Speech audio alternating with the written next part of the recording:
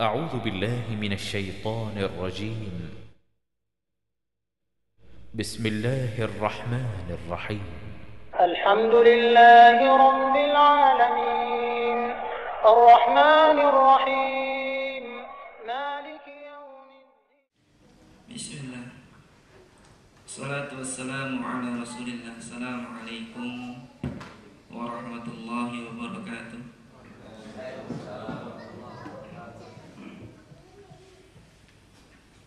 Alhamdulillahi rabbil alamin wal aqibatu lil muttaqin wa la udwana illa 'alal zalimin.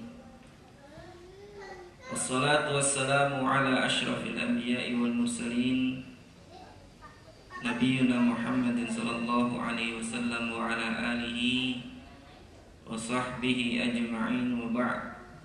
Rabbi shrah li sadri wa yassir li amri wahlul 'uqdatam min lisani yafqahu qawli. Alhamdulillah, bersyukur kepada Allah Subhanahu wa taala yang telah memberikan banyak nikmat kepada kita semua.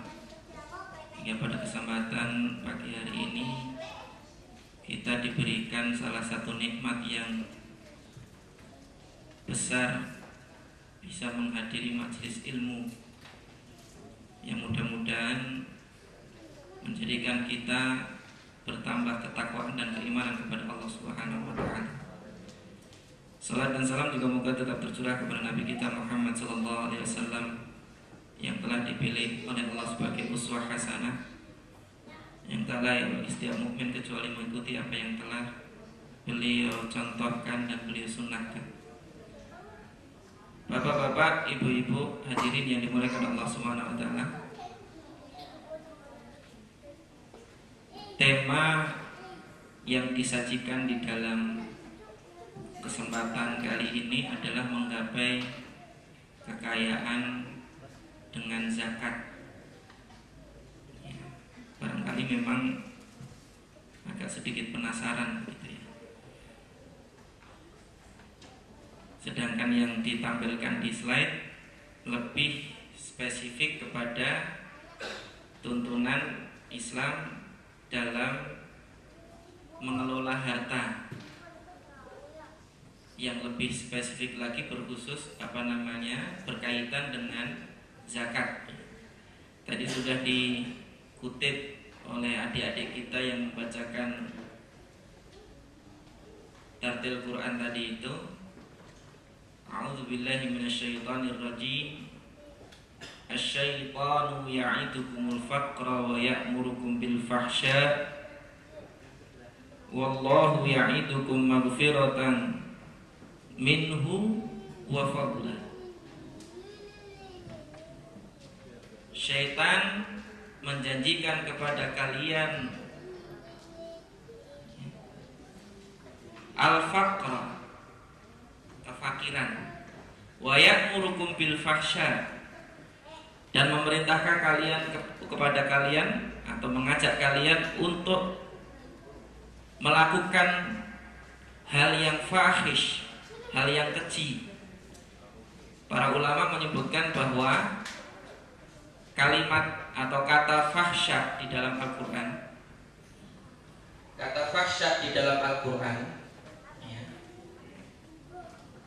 itu hampir seluruhnya berarti perbuatan keji. Dalam hal ini adalah zina. Tapi khusus dalam ayat ini Allah menyebut sifat kikir itu dengan sebutan fahsya, yang secara status kehinaannya itu sama dengan zina. Bahkan di dalam ayat yang lain Allah menyebutkan bahwa sifat dasar manusia itu adalah sifat kikir. Jadi nanti kalau kemudian kita disebut pelit, ya nggak usah marah. Itu fitrahnya gitu. Jadi secara fitrah memang kita kikir. Allah menyebutkan di dalam Quran surat Al-Ma'arij, A'udzu billahi minasyaitonir rajim. Innal insana khuliqa halu'a idza massahu syarru jazua wa idza massahul khairu manu'a. Sesungguhnya manusia itu diciptakan halu'a, suka berkeluh kesah dan kikir. Jadi kalau ketemu manusia kok pelit, nggak usah kaget. Kalau ketemu manusia kok sukanya, kalau bahasa Jermannya itu sambat, Pak. Sambat, suka mengeluh, ya.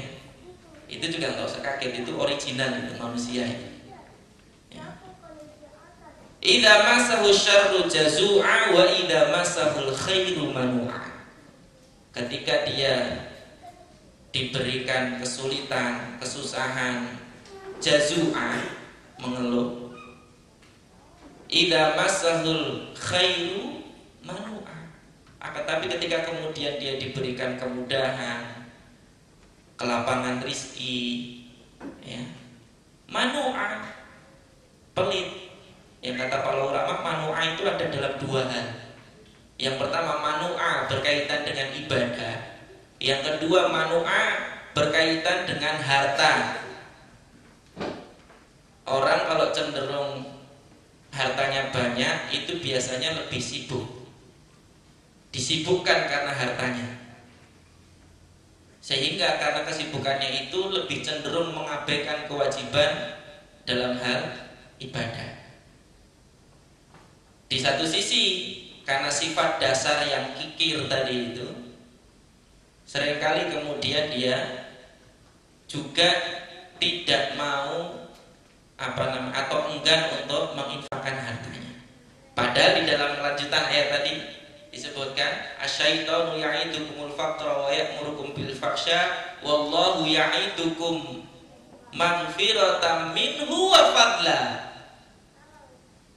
Sedangkan Allah menjadikan kepada kalian magfiratan minhu, ampunan, wa fadla.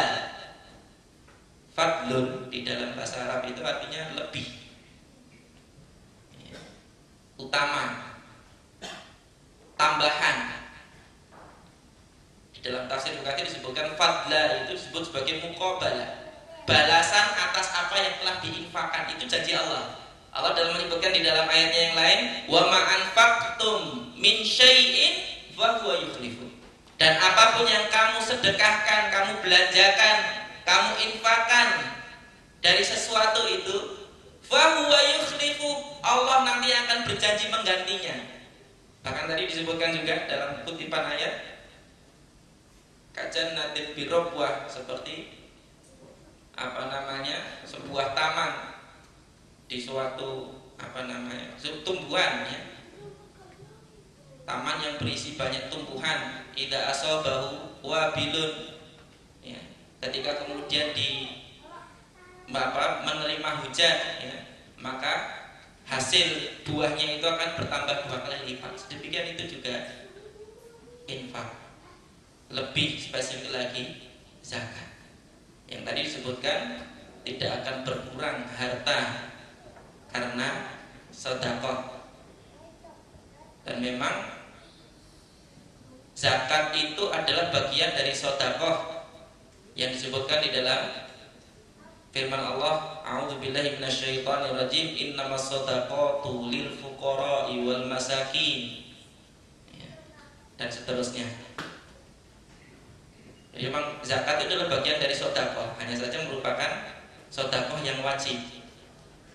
Ya, secara definitif disebutkan di dalam Al-Mulakhasat Al-Fiqhiyah Al-Muyassarah bahwa zakat zakat itu adalah kewajiban dari harta tertentu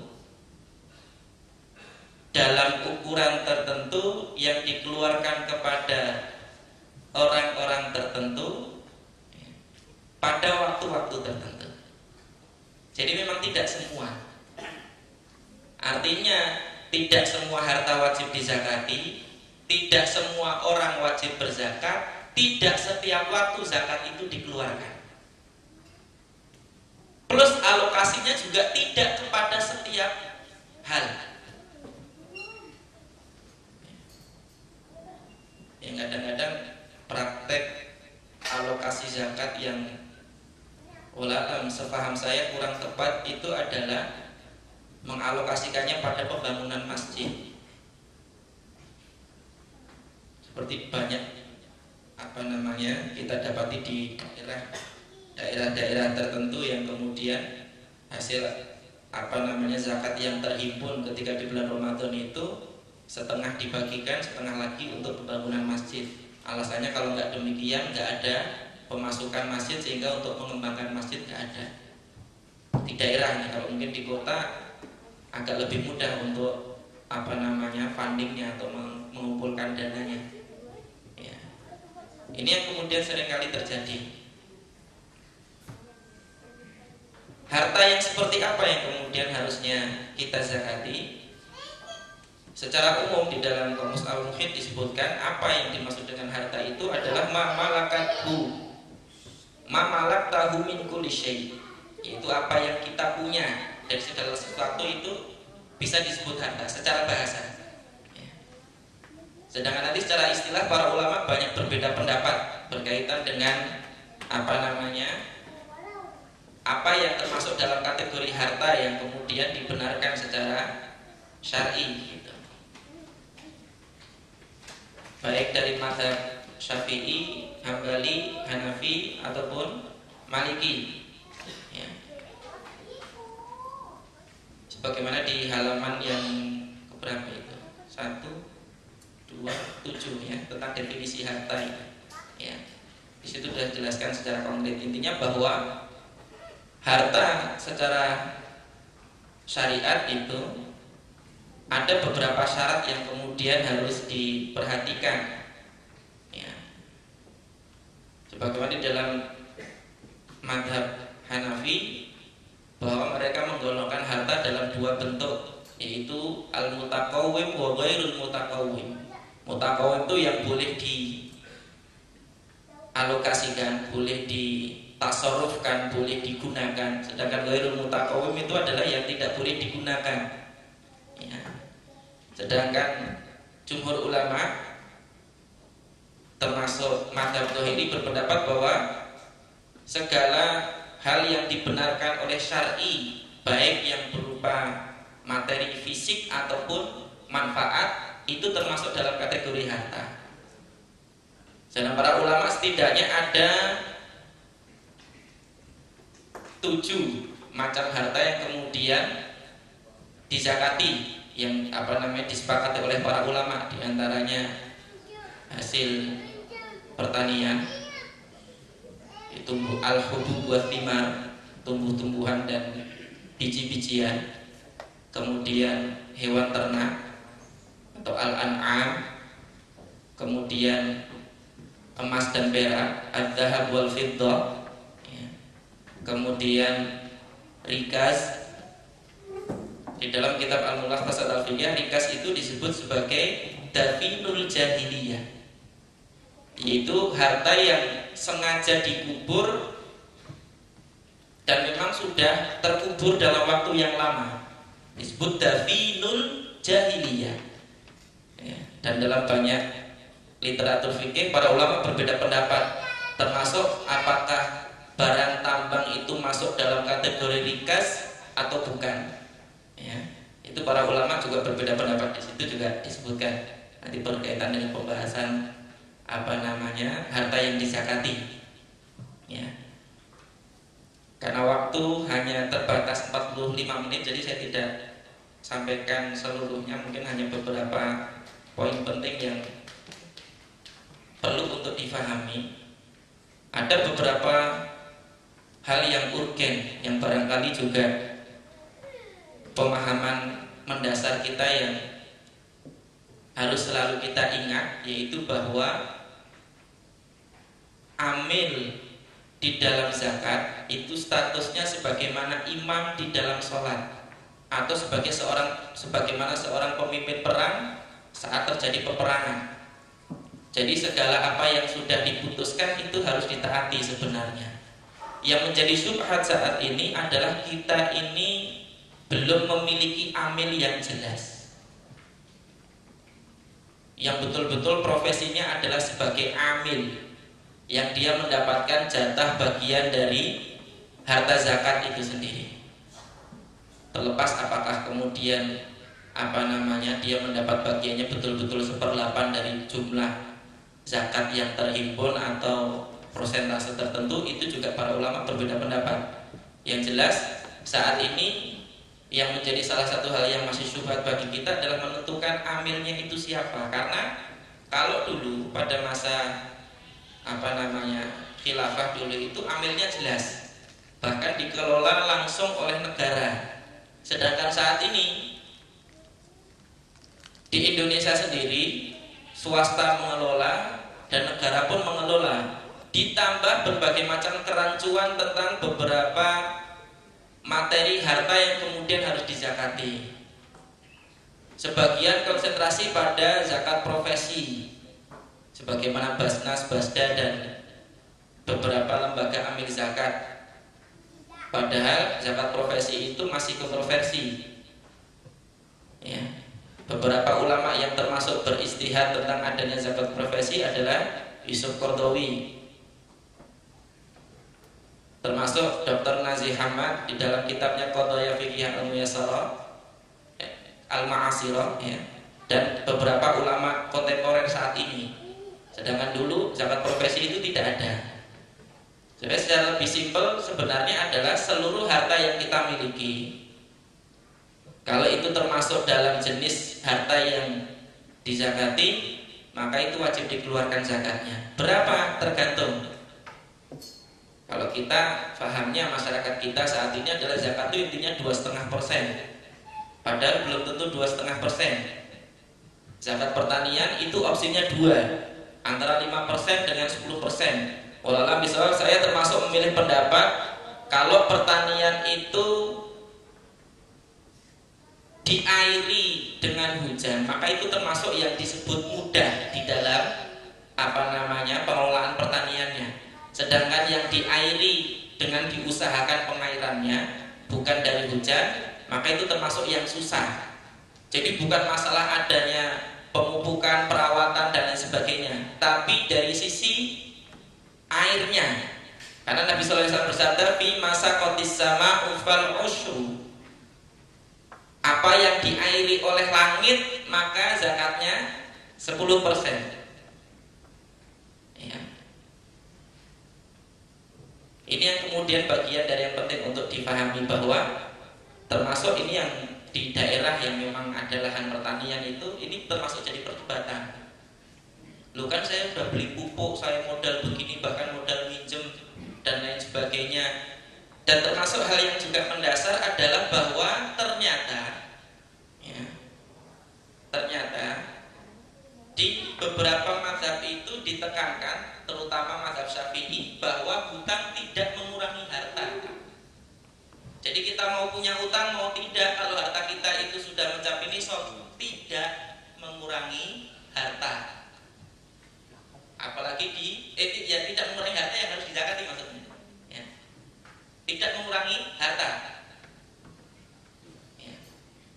Hanya saja di Qadaya Fiqhiyah Al-Muyassarah disebutkan, termasuk Ali Ahmad Salus di dalam kitabnya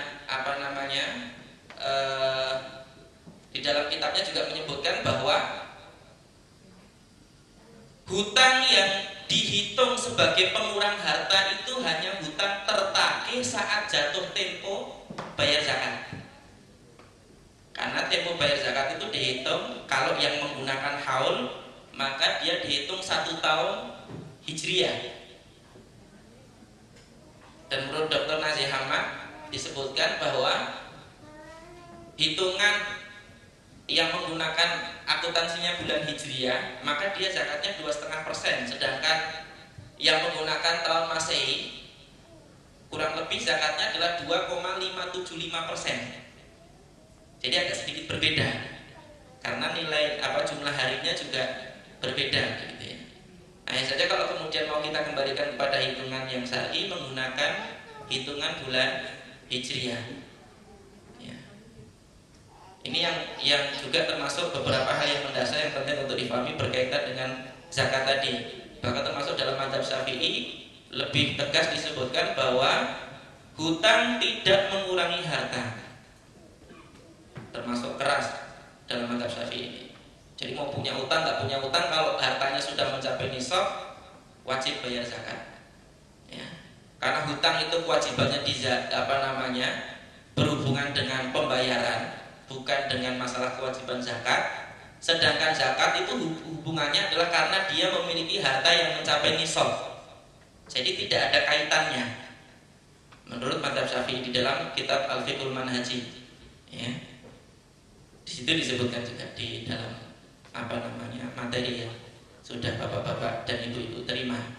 Jadi, dan ini pendapat yang saya pilih adalah bahwa hutang tidak mengurangi harta, atau minimal memilih pendapat ahli masalah tadi yang menyebutkan bahwa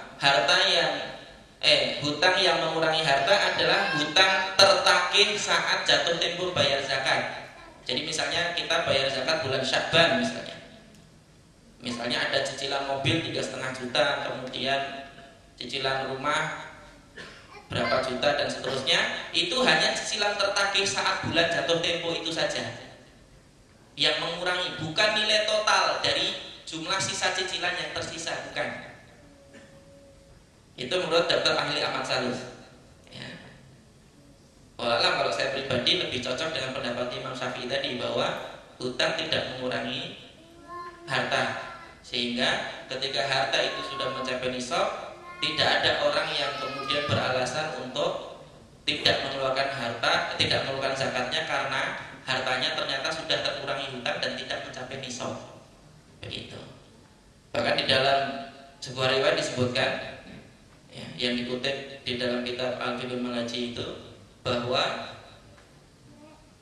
Khalifah Utsman, ya, di antara tugas khalifah adalah mengingatkan rakyatnya untuk membayar zakat. Itulah kenapa kemudian di dalam sejarah kita sama-sama mengetahui bahwa Abu Bakar termasuk orang yang dengan tegas memerangi mereka yang enggan untuk membayar zakat, karena memang zakat itu statusnya sebagaimana sholat.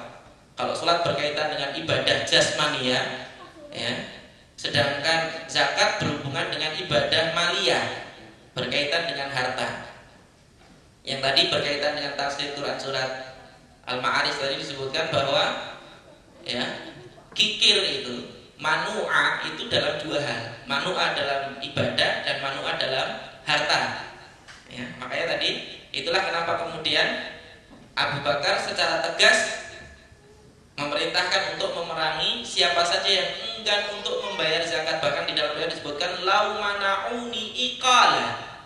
Iqal di dalam bahasa Arab itu artinya adalah tali kekang unta, yang buat tali kekangnya unta itu. Meskipun harganya, nilai zakatnya itu harga tali kekang unta itu. Lau mana'uni iqalan kanu yu'aduna inda Rasulullah sallallahu alaihi wasallam laqataltuhum. Ya.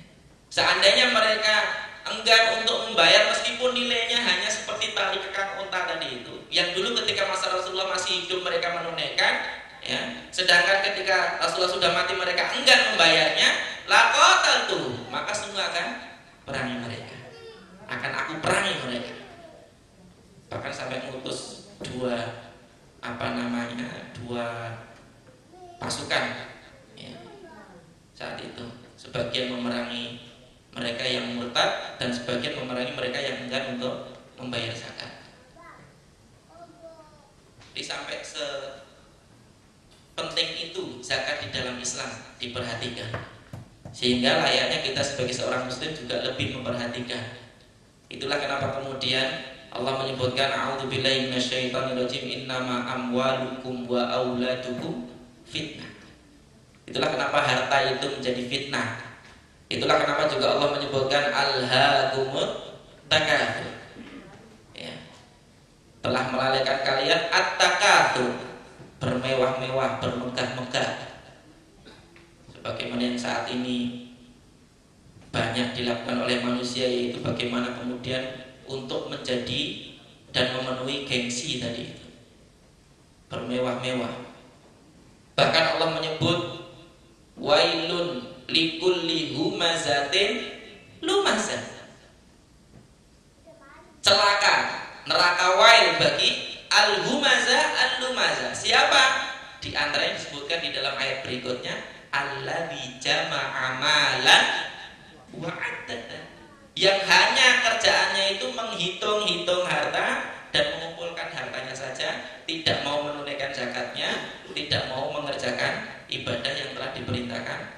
Allah Subhanahu wa taala. Ini kenapa kemudian zakat menjadi sangat penting, ya. Kemudian selanjutnya berkaitan dengan skema ini, saya gambarkan tentang skema muamalah, sistem muamalah di dalam Islam yang dulu ada pada masa khilafah, ya, di mana pemerintah dalam hal ini sangat memperhatikan, ya, berkaitan dengan sirkulasi ekonomi secara umum, terutama mereka yang kekurangan, ya, yang berada pada level mustahik. Jadi dulu pada masa khilafah itu hanya ada dua strata manusia. Ini bukan kasta, ya, tapi ada dua strata manusia. Jadi kalau status itu, kalau dia bukan muzaki, ya mustahik. Kalau dia tidak masuk dalam kategori orang yang wajib membayar zakat, ya, berarti termasuk mustahik zakat, ya. Ini yang kemudian terjadi, bahkan betul-betul diakomodir sedemikian rupa. Ini termasuk tugas amil di dalam hal ini. Yang lebih spesifik adalah disebutkan dalam kitab Al-Mullah Fasal Fikih Muyassarah bahwa amil itu 4 tugasnya diantara. Al-Jabi, orang yang memungut. Jadi namanya amil itu bukan kemudian pengumuman terus tinggal nunggu di kantor menerima gitu, enggak. Datangi, Pak. Ya, sekarang ada nggak amil yang begitu? Nah, ini penting. Nanti kita bisa menilai amil itu yang seperti apa, kan begitu. Ya. Yang selanjutnya adalah yang mengadministrasikan, ya. Itu juga disebut amil. Kemudian yang selanjutnya adalah yang menyalurkan, ya. Itu juga disebut amil, ya. Termasuk khalifah di dalam hal ini, dia juga disebut amil. Makanya kemudian khalifah juga mendapatkan jatah dari Baitul Mal, karena dia yang bertanggung jawab penuh terhadap operasional Baitul Mal, ya. Baitul Mal dulu dikenal dengan istilah Baitul Malil Muslimin, yaitu rumah, kalau memang secara definitifnya ya rumah tempat duit, gitu. Tempat harta itu disimpan, itu Baitul Mal. Jadi kalau boleh saya bayangkan, Baitul Mal ke depan ini secara umum, ya, kalau nanti betul-betul tegak khilafah ala najib nubuwah itu, Baitul Mal secara umum bisa jadi nanti Baitul Mal punya lumbung padi, ya kan? Bahkan bisa punya pabrik beras, ya kan? Termasuk bisa punya rumah pemotongan hewan khusus, begitu kan? Bahkan ada kandang-kandang khusus dari harta zakat yang terkumpul dari binatang ternak yang dikumpulkan. Bahkan bisa lebih dari itu. Sangat luar biasa kalau misalnya kemudian kita boleh berangan-angan itu kembali kepada menilai sejarah dulu tentang Baitul Mal sampai seperti ini. Bahkan pada masa Umar bin Khattab itu saking banyaknya orang yang berzakat itu, ada orang-orang yang memang khusus untuk mengelola harta yang sudah dizakatkan tadi. Misalnya kalau unta, ya berarti bagaimana merawat dan mengembalakan unta, ya kan? Sapi juga demikian, kambing juga demikian, dan seterusnya. Ya, nanti insya Allah Dr. Zain akan lebih menjelaskan tentang bagaimana cara kita menghitung harta kita yang harus dizakati. Makanya tidak saya spesifik kepada pembahasan masalah detil penghitungan dalam sejarah, ya. Ini yang kemudian di antara skema muamalahnya sampai seperti itu. Bahkan sampai tingkat detil ketika ada orang yang miskin kemudian tidak mampu untuk menghidupi dirinya sendiri dan keluarga, itu termasuk yang diperhatikan. Betul-betul didatangi secara fisik, tidak hanya kemudian tertulis di undang-undang tapi tidak pernah ada aplikasi, kan gitu kan? Orang miskin dan anak-anak telantar dipelihara oleh negara, itu dipelihara biar banyak. Tidak pernah diperhatikan. Ini yang kemudian bagian yang perlu diluruskan, gitu ya. Pinter juga itu yang buat kata-kata, cuma dipelihara aja, kan gitu.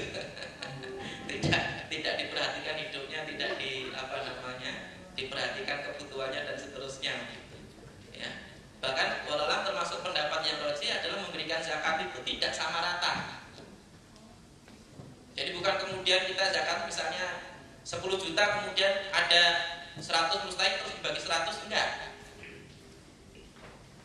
Bahkan kalau misalnya Baitul Mal itu hanya mampu mengcover 100 mustahik dari 1000 mustahik, ya, itu lebih baik daripada kemudian di cover 1000 mustahik tapi dibagi rata. Karena tujuan zakat itu adalah memberikan penghidupan, batas minimal kehidupan seseorang, kebutuhan hidup seseorang, ya. Itu yang harusnya diberikan. Jadi kalau misalnya seseorang itu butuh 3,5 juta untuk melangsungkan hidup selama 1 bulan, ya kasih 3,5 juta. Kalau perlu di training, dilatih untuk melakukan keterampilan hidup, ya kan? Untuk memiliki keterampilan hidup tertentu, apakah dengan berdagang atau dengan profesi tertentu, apakah menjahit atau lain sebagainya. Bahkan sampai di training seperti itu biar dia bisa mengoperasikan hidupnya itu dengan baik. Bahkan kalau perlu sampai tingkat seperti itu, ya, yang mudah-mudahan diharapkan ke depan mereka yang kemudian diperhatikan kehidupannya dan dilatih ini bisa menjadi muzaki berikutnya. Ini saya gambarkan tentang ini contoh pendapat negara berkaitan dengan Baitul Mal tadi itu, ya. Emang lebih banyak kalau dahulu pada masa khilafah itu berasal dari hasil ghanimah. Kemudian ini diantara contoh pensiun tetap atau jatah tetap untuk kaum muslimin, anak yatim, Pak. Dulu pada masa Umar bin Khattab itu 100 dirham.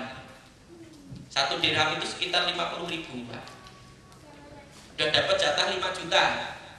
1 anak yatim. Kalau sekarang 1 anak yatim rumah duafa ngasih berapa? Ya, rumah ke rumah duafa, dompet duafa. Kemudian rumah zakat ngasih berapa? Basnas ngasih berapa? Basda ngasih berapa? Kan gitu. Paling 50.000, paling banter 100.000. Itu pun setahun sekali, padahal dia hidup setiap hari. Butuh makan setiap hari, butuh sekolah setiap hari. Sampai setingkat itu. Sangat urgennya zakat itu bagi kehidupan kaum muslimin terutama, ya. Ini yang paling kecil, termasuk bayi baru lahir, Pak. Sekarang ada nggak santunan ibu hamil? Ya. Bayi baru lahir, nih 5 juta. Langsung punya rekening isinya 5 juta. Rasanya begitu. Kalau mungkin gampangannya sekarang. Ini luar biasa, bisa jadi pada bersemangat punya anak banyak, ya. Nggak pada ikut program keluarga berencana. Maksudnya berencananya bukan berencana untuk banyak, bukan berencana 2 anak cukup, begitu kan? Ya. Ini yang kemudian menjadi contoh, ya, dulu pada masa Umar bin Khattab. Ini sumbernya dari Hasan Zaman. Ini beberapa struktur keuangan negara, ya. Nah, ini ketika seseorang yang punya pekerjaan saja yang bisa menjalani hidupnya secara umum, ya kan, paling persentasenya bisa dihitung tidak lebih dari 50% dari seluruh rakyat suatu negeri. Karena biasanya lebih banyak yang tidak punya pekerjaan layak, maksudnya, ya. Tapi ketika kemudian ada interaksi sosial baik berupa zakat, sedekah, infak, fidyah, dan berbagai hal yang lain, termasuk adanya syariat fidyah itu kan dalam rangka untuk memberikan kepada mereka yang membutuhkan, ya. Nah, ketika ada interaksi sosial, perputaran roda ekonomi itu lebih kencang dan lebih besar. Gambarannya, ya, tentang peran. Nah, ini seperti ini. Yang terjadi kalau kemudian hanya mereka yang punya pekerjaan yang layak sehingga dapat gaji dan bisa melangsungkan kehidupannya, maka yang bisa melakukan seperti itu paling hanya berapa persen saja, ya. Tidak lebih dari 50% bisa jadi untuk negara-negara berkembang. Kalau negara maju mungkin bisa lebih dari 50%, ya. Karena emang hal yang mendasar yang menjadi permasalahan hampir di setiap negara itu adalah adanya pengangguran. Banyak orang yang punya potensi tapi tidak banyak yang menghasilkan.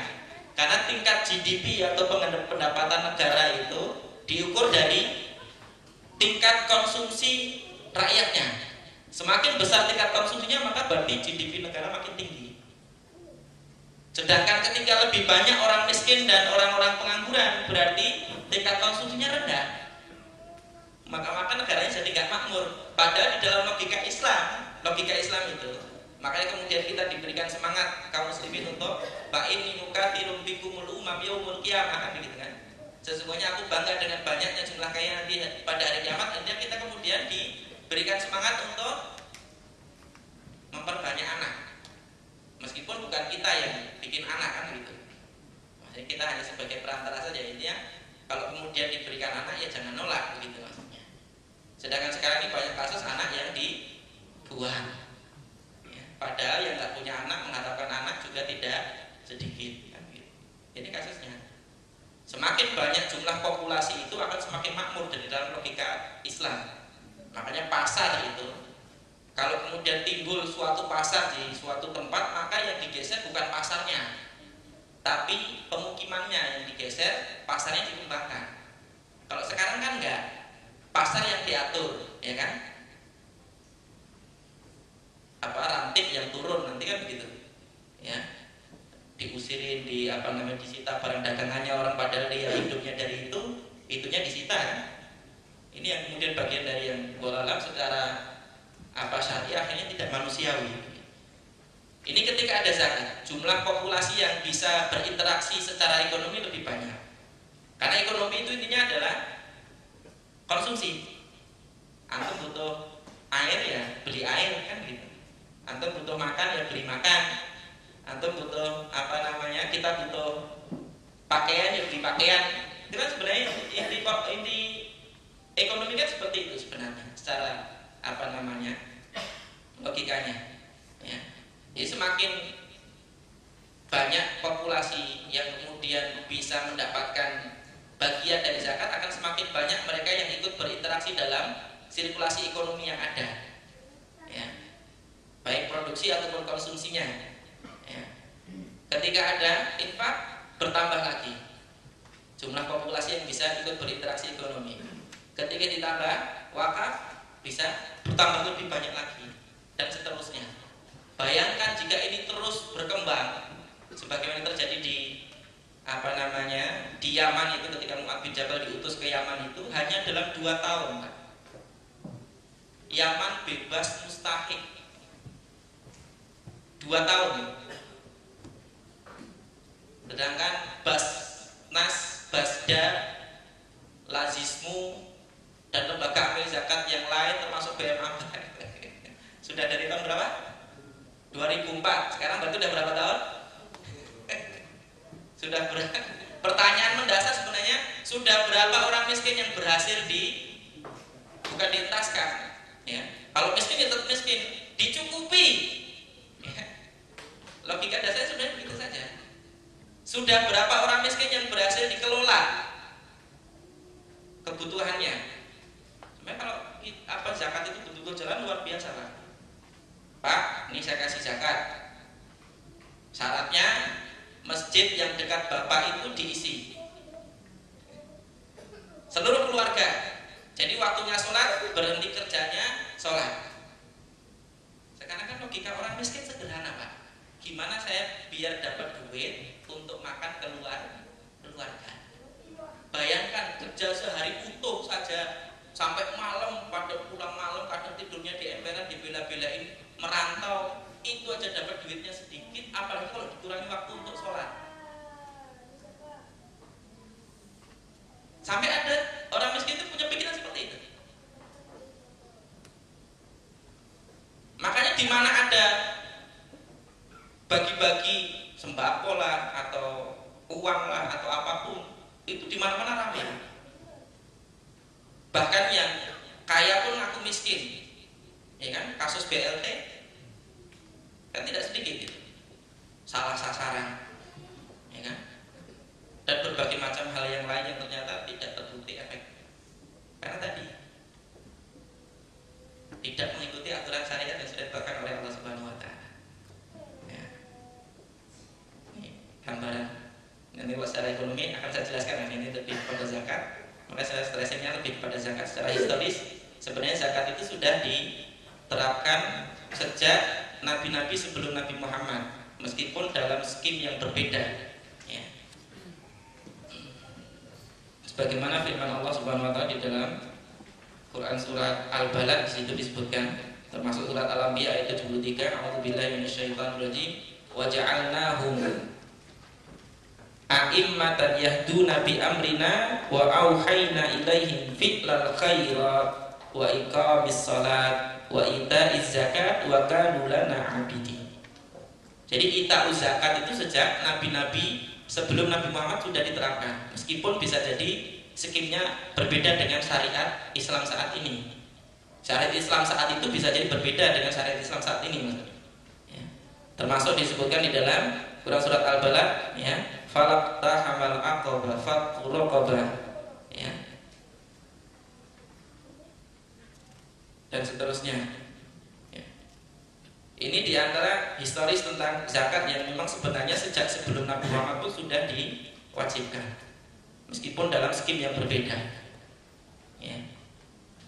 Yang para ulama sendiri, ahli sirah, ahli sejarah, berbeda pendapat tentang kapan syariat zakat itu ditetapkan. Ada yang bilang sebelum hijrah, ada yang bilang setelah hijrah, ya. Yang berpendapat setelah hijrah pun berbeda pendapat tentang kapan waktunya. Sedangkan menurut mazhab Syafi'i di dalam Al-Fiqhul Manhaj itu disebutkan bahwa yang paling rajih menurut mereka adalah pada tahun kedua Hijriyah ditetapkannya zakat, ya. Tadi kalau judul temanya itu adalah menggapai kekayaan dengan zakat, sebenarnya zakat itu secara arti definitif, secara bahasa yasku itu artinya bertambah, kan? Ya. Yasku itu artinya bertambah. Jadi kalau kemudian kita ingin bertambah hartanya, ya zakat, gitu logikanya. Ya. Berkaitan dengan dasar hukum, jelas sebagaimana yang kemudian sudah sama-sama kita pahami dalam banyak ayat. Allah berfirman, a'udzubillahi minasyaitonirrajim, wa aqimus shalah wa atuz zakah. Kemudian dalam hadis juga banyak disebutkan bunyal islamu ala khamsin dan seterusnya. Salah satunya adalah wa itaiz zakah, kan gitu. Harta yang dizakati ini ada yang merupakan ditetapkan berdasarkan Quran dan hadis, ada yang merupakan hasil ijtihad para ulama, ya. Ada 7 macam jenis harta yang dizakati.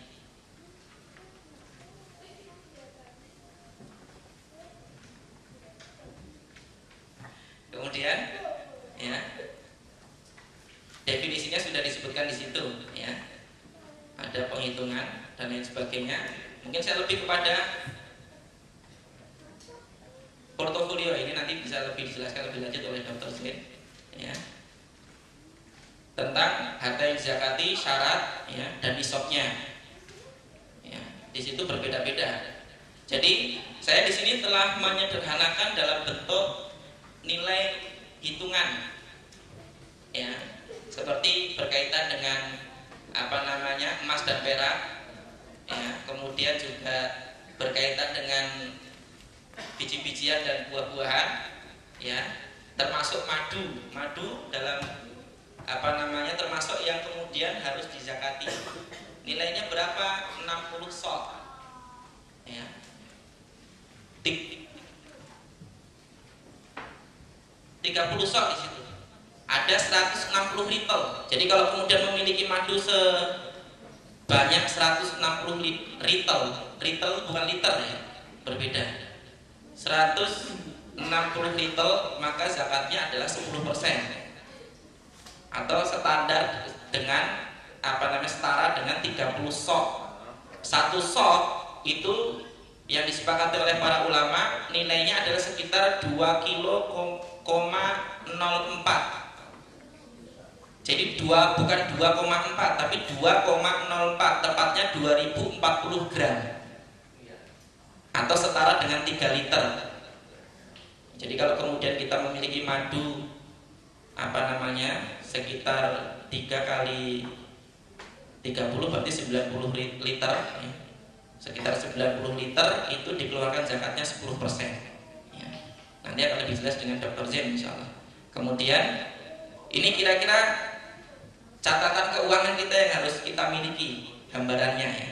Jadi bisa jadi ada satu orang itu memiliki lebih dari satu macam harta. Ketika kemudian masing-masing harta sesuai dengan kategorinya itu mencapai nisab, maka dia harus dikeluarkan zakatnya berdasarkan jenis hartanya itu. Akan tapi jika kemudian masing-masing harta itu tidak mencapai nisab, para ulama berbeda pendapat. Ada yang mengatakan dinilaikan dengan uang, kemudian nilainya ditotal dan dizakati seluruhnya. Ada yang bilang ada yang berpendapat dikumpulkan berdasarkan kategorinya. Kalau dikumpulkan berdasarkan kategorinya kemudian mencapai nisab, maka dizakati ya. Termasuk harta milik tidak hanya satu orang, al-khalitan, tidak hanya satu orang yang kemudian sudah mencapai nisab ya, baik dia dipisah ataupun digabung, dia tetap kena zakat. Kalau misalnya dipisah tidak mencapai nisab, maka sebelum dipisah dia dizakati. Wallahu a'lam bishawab. Ini yang kemudian beberapa hal yang penting yang perlu saya sampaikan ya,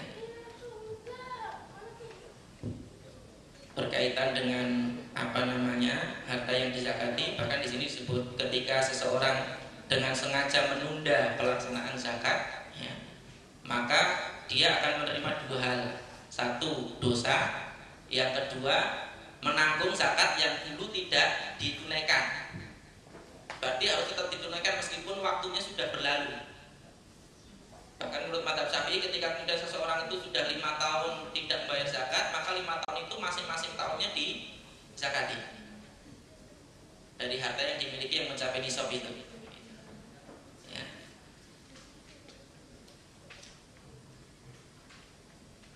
Saya kira itu yang kemudian mendasar untuk difahami berkaitan dengan zakat tadi.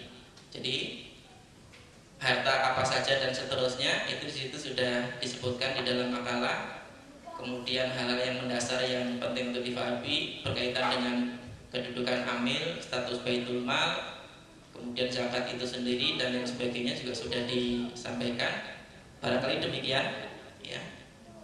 45 menit yang sudah saya sampaikan. Barangkali itu yang dapat saya sampaikan. Billahi taufiq wal hidayah.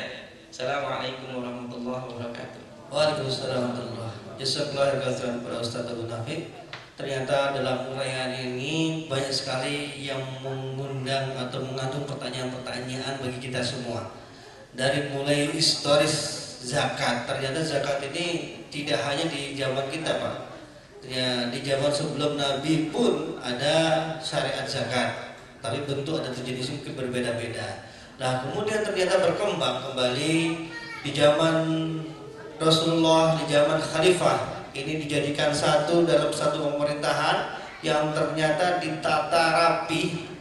Kemudian salah satu buktinya bahwa Mu'ad bin Jabal itu di daerah Yaman telah melakukan syariat zakat ini dan mengentaskan, ternyata tidak ada mustahik dalam warga Yaman. Ini suatu fantastis, Pak. Maka itu saya beri waktu mungkin 15 menit dari uraian Ustadz Abu Nafi. Mungkin kalau ada bapak-bapak yang menanyakan atau mau diskusikan, saya persilakan kepada ummahat, mungkin para panitia, untuk memberikan kertas, secari kertas kepada tiap-tiap ummahat. Tafadhol kepada bapak. Siapa Pak? Menyebutkan nama. Saya Abu Muhammad dari Tambun, Bekasi.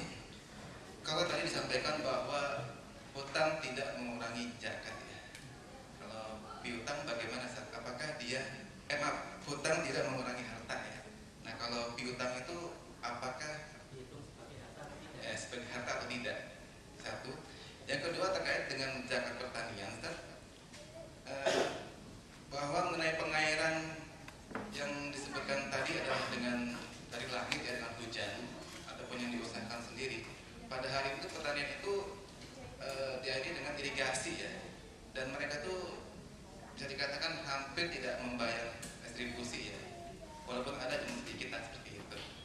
Apakah itu kena 5 atau 10% ya zakatnya ya? Dan terkait juga dengan masalah pertanian adalah mengenai kalau sawah yang digarap dengan sistem marok gitu ya, antara pemilik sawah dengan penggarap gitu ya, itu yang zakat siapa gitu ya. Dan juga kalau misalkan sawah disewakan, pemilik sawah menyewakan sawahnya, apakah pemilik sawah juga kena zakat? Seperti itu, Ustaz. Terima kasih.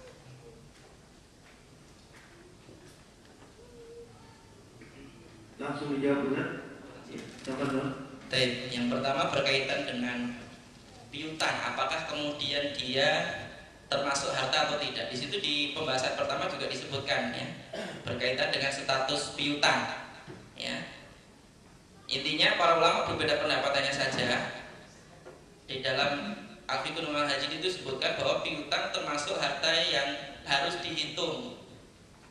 Karena kasusnya begini, kalau kemudian piutang itu tidak dinilai, tidak dihitung, sehingga kemudian mereka yang punya uang tidak memasukkannya dalam nilai harta yang harus dizakati, sedangkan mereka yang membayar yang punya utang ketika nisabnya dengan hutang sebelum dibayarkan itu ada, ketika kemudian dikurangi hutang tidak ada, tidak mencapai nisab, akhirnya kemudian dari pihak si yang menghutang tidak membayarkan zakat, dari pihak yang punya uang juga tidak membayarkan zakat akhirnya. Ya, kalau saya secara pribadi lebih condong pada pendapat yang menyebutkan bahwa piutang termasuk harta yang harus dihitung untuk dizakati. Bahkan di dalam kitab Al-Fiqhul Manhaj itu secara detail disebutkan kalau itu merupakan piutang yang mudah untuk ditagih, maka itu dizakati meskipun belum terbayar. Ini nilainya dihitung, dimasukkan dalam seluruh nilai harta kita, termasuk yang dizakati meskipun belum kita terima bayarannya. Tapi kalau kemudian itu termasuk yang susah untuk ditagih, artinya termasuk yang hutang tidak mudah ya, termasuk yang jangka panjang misalnya, karena terbaik karena lamanya waktu atau karena orangnya yang susah untuk membayar ya, maka tetap dihitung dan dinilaikan zakatnya berapa. Ketika terbayar ya, maka saat itulah kemudian dizakati, dikeluarkan zakatnya sejumlah tahun yang ditinggalkan. Jadi kalau meninggalkan 3 tahun berarti 3 kali zakat, kalau meninggalkan 5 tahun berarti 5 kali zakat dan seterusnya. Wallahu a'lam. Itu berkaitan dengan piutang. Kemudian yang kedua berkaitan dengan zakat pertanian, kalau kemudian dia menggunakan irigasi, apakah masuk yang 10% atau 5%? Kalau saya lebih cenderung yang 10%. Ya. Karena dia termasuk, sebenarnya kan irigasi itu hanya pengelolaan air hujan ya, yang kemudian ditampung di waduk misalnya kan, atau di tempat penampungan air tertentu yang kemudian disalurkan pengairannya itu ketika terjadi kemarau. Ya. Bahkan boleh dibilang tanah lahan pertanian yang menggunakan irigasi itu termasuk lahan yang boleh dibilang tidak pernah berhenti panen kan. Dia sepanjang tahun bisa menanam dan sepanjang tahun dia mendapatkan hasil. Wallahu a'lam bishawab. Ya. Oh ya, berkaitan dengan yang punya tanah tapi yang mengerjakan orang lain. Siapa yang mengeluarkan zakat? Nanti tergantung akad pengerjaannya apa, Pak. Itu perlu dipertegas. Kalau akadnya adalah musyarakah, maka masing-masing mengeluarkan zakat. Jadi keduanya kerjasama, masing-masing mengeluarkan modal dan masing-masing bekerja misalnya, atau salah satu yang bekerja, nanti masing-masing mengeluarkan zakat. Jadi hasil panen itu dikeluarkan langsung 10% atau 5% tadi itu sebelum dibagi. Ya, itu kalau menggunakan akad musyarakah. Kalau menggunakan akad mudharabah, ya, maka yang berzakat itu adalah yang punya uang, dalam arti punya duit, yang kemudian memberikan modal kepada orang yang garap itu untuk dikeluarkan zakatnya nanti, ya untuk dioperasikan di garap tanahnya tadi itu kemudian dikeluarkan zakatnya, ya. Kalau kemudian yang sifatnya adalah akadnya sewa, maka yang membayar yang menyewa, karena yang mendapatkan hasilnya adalah yang menyewa. Sedangkan nanti yang punya tanah mendapatkan hasil dari berzakat dari nilai sewa ketika sudah mencapai 1 tahun dan itu mencapai nisab. Kalau tidak mencapai nisab berarti tidak dizakati. Ya, wallahu a'lam bishawab. Jadi nanti perlu diperinci di dalam beberapa kategori. Kalau ya memang mungkin istilah gampangnya tadi tadi, tapi kalau kemudian nanti pada praktek akadnya itu perlu dipertegas, praktek akadnya itu lebih mendekati yang mana, begitu. Karena nanti beda praktek akad, beda perlakuan. Wallahu a'lam bishawab. Ya, begitu Ustaz Abu Muhammad. Di zaman dulu ada sebuah khilafah Islamiyah. Zakat dikelola oleh Baitul Mal dari mulai menuntut zakat, penarikan dan pembagian zakat kepada yang berhak. Pertanyaannya, bagaimana kita memilih lembaga zakat yang tepat? Apakah sebuah yayasan sudah mewakili? Kedua, karena tidak ada Baitul Mal, bisakah sebagian zakat kita bagi-bagikan langsung kepada mustahik? Ya, ini ada lagi pertanyaan. Apa saja? Kemudian adalah lanjutannya, ada orang kaya yang tidak punya emas, pertanian, atau perdagangan. Berapa zakat rumah, tanah, pohon jati, tanah dengan tanaman pohon jati, kemudian mobil yang kita miliki? Itu saja. Yang pertama berkaitan dengan memilih lembaga yang tepat, ya. Sebenarnya kita diberikan kebebasan untuk memilih menyalurkan itu. Hanya saja mungkin kita perlu melihat track record yang baik dari masing-masing lembaga amil zakat yang terbukti memang betul-betul menyalurkan, tidak mengelola barang zakat itu terlebih dahulu, yang akhirnya kemudian menjadi tertunda tersampaikannya kepada mustahik. Ya. Saya termasuk yang kurang setuju dengan adanya zakat produktif dalam arti yang dipahami saat ini, ya.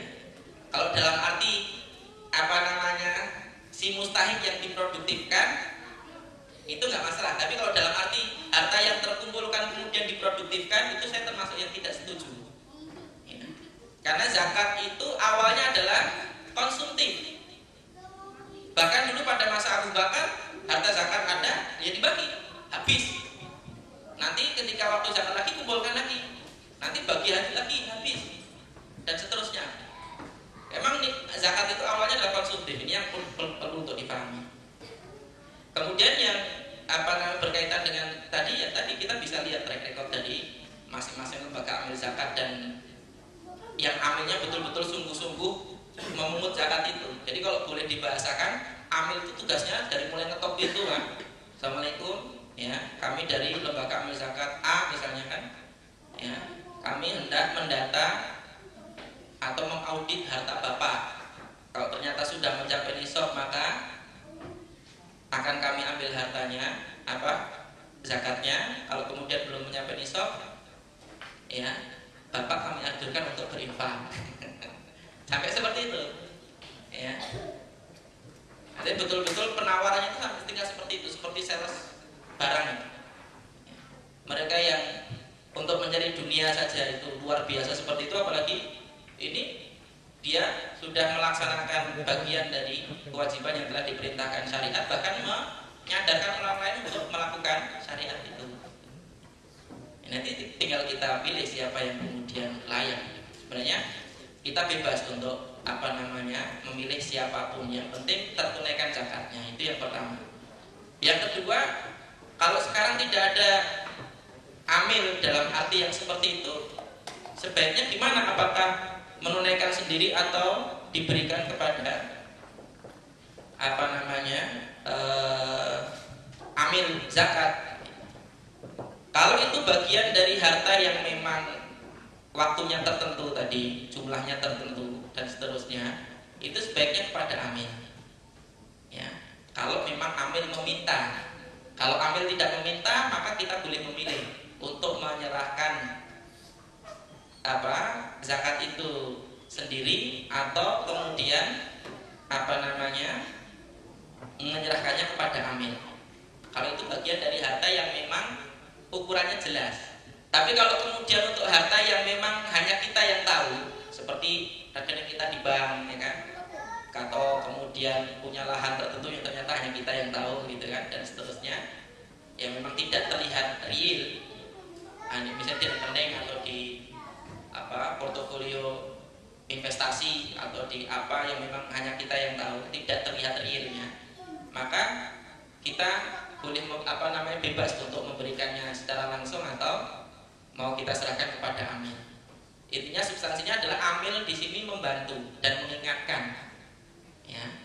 Adapun zakat itu sejatinya kembali kepada kita pribadi, apakah mau menyerahkannya kepada amil atau mau mengalokasikannya secara pribadi. Hanya saja memang ketika kemudian itu dikelola amil kan punya database yang lengkap, sehingga dia lebih tahu mana yang secara layak harus diberi bagian dari zakat itu. Wallahu a'lam bishawab. Kemudian berkaitan dengan tanah, mobil dan lain sebagainya, harta yang dizakati itu adalah yang tidak dipakai, Pak, Bu, ya. Jadi yang tidak kita pakai, kalau yang kita pakai, mobil yang kita pakai, rumah yang kita tempati, ya kan? Kecuali punya villa, punya rumah lebih dari satu, maka yang ditempati saja yang tidak dizakati. Kalau yang tidak ditempati itu yang dizakati. Kecuali memang rumah lebih dari satu, istrinya juga lebih dari satu, nah itu baru kemudian bisa jadi tidak kena zakat. Punya rumah 4 tapi istrinya 4 misalnya kan, baru itu tidak dizakati. Wallahu a'lam bishawab. Kalau kemudian lahan jati dan lain sebagainya, dia dizakati dari 2 lahannya. Ya, kalau mencapai nilai tertentu harga tanah saat itu maka dia harus dizakati, termasuk jatinya.